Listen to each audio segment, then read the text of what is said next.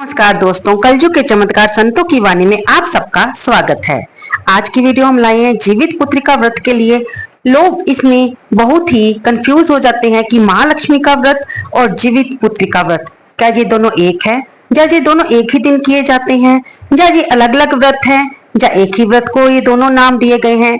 तो मैं आपको पहले बता दूं कि महालक्ष्मी व्रत जो कि पीले धागों का व्रत होता है वो जीवित पुत्रिका व्रत से बिल्कुल अलग है। और इन दोनों के व्रतों का जो अपना अपना खाने का, इस व्रत को पूजा करने का, रखने का ढंग अलग अलग होता है। हम महालक्ष्मी व्रत की पूजा की विधि विधान, पीले धागों की कहानी आपको पहले 2 वीडियो में अपलोड कर चुके हैं, जिसका डिस्क्रिप्शन बॉक्स में हम दोबारा विवरण दे देंगे। आज की वीडियो हमारी है जीवित पुत्रिका व्रत के बारे में कि ये क्यों किया जाता है, इसकी कथा क्या है। आइए सुनते हैं। संतान की मंगल कामना और सुखी जीवन के लिए महिलाएं आश्विन मास के कृष्ण पक्ष की सप्तमी तिथि से नवमी तिथि तक जितिया व्रत रखती हैं, जिसको जीवित पुत्रिका व्रत या जी मूत वाहन व्रत के नाम से भी जाना जाता है। इस निर्जला व्रत को पूर्वी उत्तर भारत में बहुत उत्साह के साथ मनाया जाता है। यानी कि दोस्तों ये 3 दिन का व्रत होता है, जिसमें व्रत के एक दिन पहले नहाए खाए, दूसरा दिन व्रत का यानी निर्जला उपवास का, और उसके अगले दिन व्रत का पारण किया जाता है। नहाए खाए के साथ ही व्रत की शुरुआत एक दिन पहले ही हो जाती है। बिहार और पूर्व उत्तर प्रदेश में जो महिलाएं होती हैं वह नहाए खाए के दिन शाम को पकवान बनाती हैं, फिर रात होने पर झींगी नाम की सब्जी खाई जाती है। जितिया व्रत में इस भोजन को करना बहुत ही शुभ माना जाता है। व्रत के एक दिन पहले ही छत या खुली जगह पर कुछ खाना रख दिया जाता है। ऐसी मान्यता है कि ये खाना चील और सियारन के लिए रखा जाता है। जितिया व्रत के दूसरे दिन को खुर जितिया भी कहते हैं। जब तक व्रत समाप्त नहीं हो जाता, महिलाएं इस व्रत में पानी भी ग्रहण नहीं करती हैं। पारण करके ही वे अपने व्रत का पालना करती हैं। जितिया व्रत छठ पर्व की तरह बहुत कठिन होता है।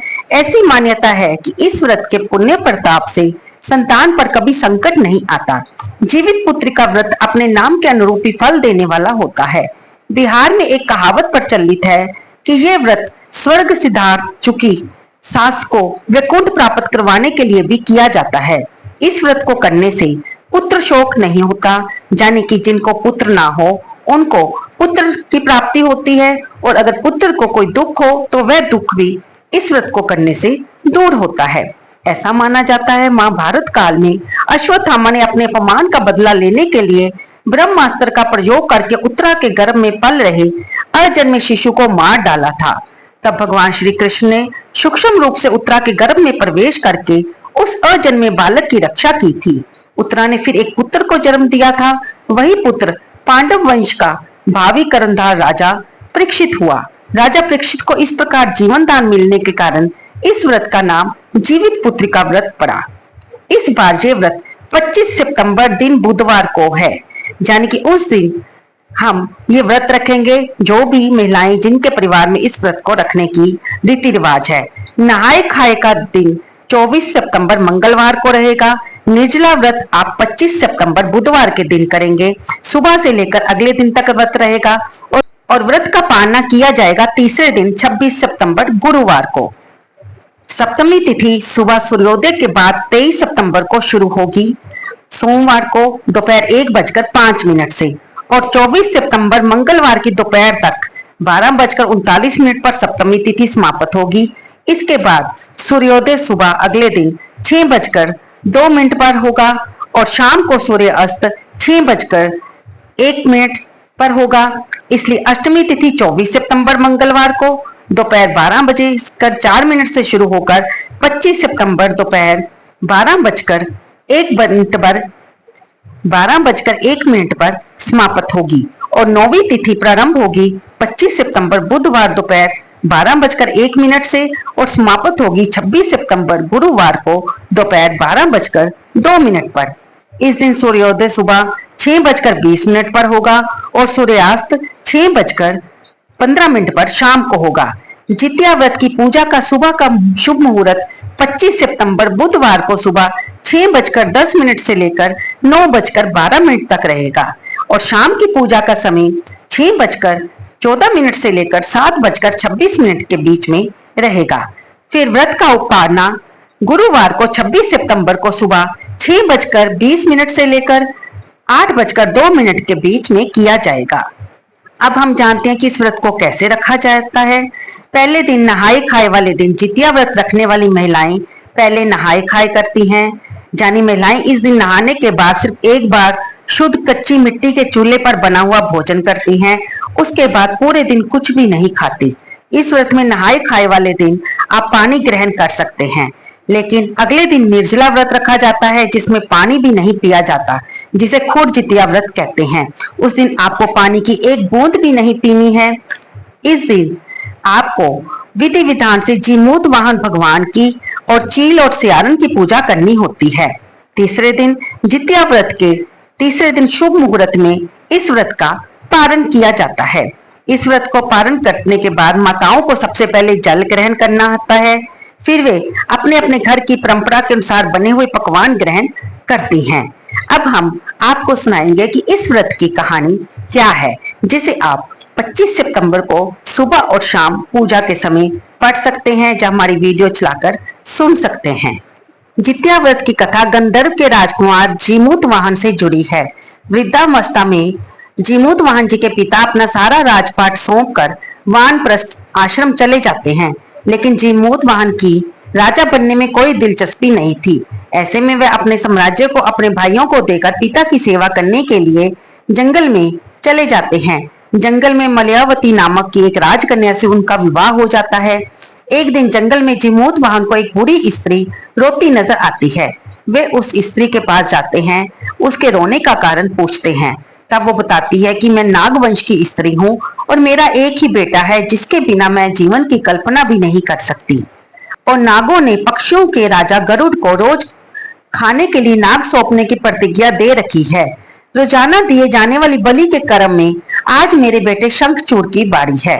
तब जीमूत वाहन ने महिला से कहा, आप मत घबराइए, आपके बेटे की रक्षा मैं करूंगा। आज उसकी जगह मैं खुद की बलि देने जाऊंगा।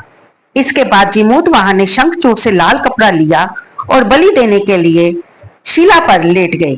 इसके बाद जब गरुड़ भगवान आए तो वे लाल ढके कपड़े में जीमूत वाहन को दबाकर पहाड़ की ऊंचाई पर ले गए। अपनी चोंच में दबे जीव को देखकर गरुड़ हैरान हो गए कि ये किसी प्रकार की कार्यवाही नहीं कर रहा है। तब गरुड़ उसे मार मार कर चोंच मार मार कर उसके शरीर को खाने लगे। जब उन्होंने दायां हिस्सा खा लिया तो जीमूत वाहन ने अपना बायां हिस्सा भी उनके आगे कर दिया, जबकि वो पीड़ा से व्याकुल भी हो रहे थे। तब गरुड़ उनकी ये हिम्मत देखकर हैरान रह गए और तब उन्होंने पूछा कि आप कौन हैं? जीमूत वाहन ने उन्हें सारी बात बता दी। तब गरुड़ जीमूत वाहन की बहादुरी और विनम्रता से और दयालुता से बहुत प्रसन्न हुए। उन्होंने उसे जीवन दान दे दिया और साथ में ही आगे से नागों की बलि ना लेने की भी प्रतिज्ञा ली। तो तब से बेटे की रक्षा के लिए जीमूत वाहन की पूजा करने की परंपरा शुरू हो गई। जितिया व्रत की एक कथा भगवान कृष्ण से भी जुड़ी हुई है। महाभारत युद्ध के समय अपने पिता की हत्या से नाराज हुए अश्वत्थामा ने पांडवों से बदला लेने की सोची। गुस्से में वे पांडवों के शिविर में घुस गए, जहां उस वक्त 5 लोग सो रहे थे। अश्वत्थामा को लगा कि यही 5 पांडव हैं। उन्होंने सोते हुए उन्हें मार डाला, लेकिन असल में वे 5 पांडव नहीं, द्रौपदी की 5 संतानें थी। जब अर्जुन को यह बात पता चली तो उन्होंने अश्वत्थामा को बंदी बनाकर उनकी दिव्य मणि छीन ली। इसके बाद अश्वत्थामा का गुस्सा और भी ज्यादा बढ़ गया। तब उन्होंने बदला लेने के लिए अर्जुन के पुत्र अभिमन्यु की पत्नी उत्तरा के गर्भ में पल रहे बच्चे को उनके गर्भ में ही मारने के लिए ब्रह्मास्त्र छोड़ दिया। ब्रह्मास्त्र ने उस बच्चे पर हमला किया, लेकिन भगवान कृष्ण ने अपने पुण्य का फल देकर उत्तरा के गर्भ में हुए उस मृत संतान को फिर उसे जीवित कर दिया। इस तरह मरकर पुनः जीवित होने की वजह से इस बच्चे का जीवित पुत्री का नाम रखा गया। कहते हैं उसी समय से बच्चों की लंबी आयु की कामना करते हुए जितिया का व्रत रखे जाने की परंपरा शुरू हो गई। अब इसी व्रत की एक और कथा आती है जिसे चील और सियारों की कथा कहा जाता है। ये कथा इस प्रकार है कि एक वन में सेमर के पेड़ पर एक चील रहती थी। पास की झाड़ी में एक सियारन भी रहती थी। दोनों में खूब पटती थी। चील जो कुछ भी खाने को लेकर आती उसमें से सियारन के लिए जरूर हिस्सा रखती। सियारन भी चिल्लो का ऐसा ही ध्यान रखती थी। इस तरह दोनों के जीवन आनंद से कट रहे थे। एक बार वन में वहां पर उन्होंने गांव की औरतों को जितिया व्रत की पूजा करते हुए देखा। चिल्ली और सियारन ने बड़ी ध्यान से उस पूजा को देखा। फिर उन दोनों ने तय किया कि वे भी ये व्रत को करेंगी। उन दोनों ने व्रत किया बड़ी निष्ठा और लगन से। दोनों दिन भर भूखी प्यासी मंगल कामना करती रही, मगर रात होते ही सियारन को भूख प्यास सताने लगी। जब उससे बर्दाश्त न हुआ तो जंगल में जाकर उसने मांस और हड्डी पेट भरकर खाया। चिल्ली ने हड्डी चबाने की कड़कड़ की आवाज सुनी तो पूछा कि ये कैसी आवाज है। तब सियारन ने कहा, बहन भूख के मारे पेट गुड़गुड़ा रहा है, ये उसी की आवाज है। लेकिन चिल्लो को पता चल गया। उसने सियारन को खूब लताड़ा कि जब व्रत नहीं रख सकती थी तो संकल्प क्यों लिया। चिल्लो ने तो रात भर भूखे प्यास रहकर व्रत को पूरा किया। अगले जन्म में दोनों मनुष्य रूप में राजकुमारी बनकर सगी बहनें हुई। सियारन बड़ी बहन हुई और उसकी शादी एक राजकुमार से हुई। चिल्लो छोटी बहन हुई, उसकी शादी उसी राज्य के मंत्री पुत्र से हुई। बाद में दोनों राजा और मंत्री बने। सियारन रानी के जो भी बच्चे होते वे मर जाते, जबकि चिल्लो के बच्चे स्वस्थ और हट्टे कट्टे रहते। इससे सियारन को बहुत ही जलन होती। वह बार बार चिल्लो के बच्चों को भी मारने का प्रयास करती, लेकिन वह सफल ना हो पाती। तब एक दिन जो कि बड़ी राजकुमारी थी, उसे अपने पिछले जन्म का ज्ञान था। उसने सियारिन को बतलाया और उसे सारी बात बताई कि तेरे बच्चे, क्योंकि तूने पिछले जन्म में इस व्रत को, जितिया पुत्रिका व्रत को पूरा नहीं किया था, संकल्प लिया था लेकिन पूरा नहीं किया, और तुमने भोजन कर लिया था, इसलिए तुम्हारे पुत्र और जो भी संतान होती है वह पैदा होते ही मर जाती है। अगर तुम जीवित पुत्री का व्रत को संकल्प लेकर रखोगी तो भगवान तुम पर जरूर कृपा करेंगे। तब सियारन बनी, जो कि छोटी राजकुमारी थी, जो कि मंत्री के पुत्र के साथ भी आई थी, उसने भी इस व्रत को किया। तब से देवयोग से उसके जब जो संतान हुई वह भी दीर्घ आयु की हुई और उसने अपनी बड़ी बहन को, जो कि जिनके पुत्र मारने के लिए उसने कई षड्यंत्र रचे थे, उसके लिए क्षमा मांगी। अब फिर दोनों बहनें और भी ज्यादा खुशी से और आनंद से रहने लगी और इस व्रत को हर साल वे पूरी श्रद्धा से करती। तो दोस्तों, ये 3 कथाएं हमने आपको जीवित पुत्रिका व्रत की सुनाई है। आप इस कथा को सुनिए और इस व्रत का पारण 26 सितंबर दिन गुरुवार को दोपहर के 12 बजे से पहले कर ले। उम्मीद करती हूँ आपको ये वीडियो अच्छी लगी होगी। कृपया इसे लाइक करें, शेयर करें और कमेंट बॉक्स में जय माता दी लिखना बिल्कुल ना भूलें। धन्यवाद दोस्तों।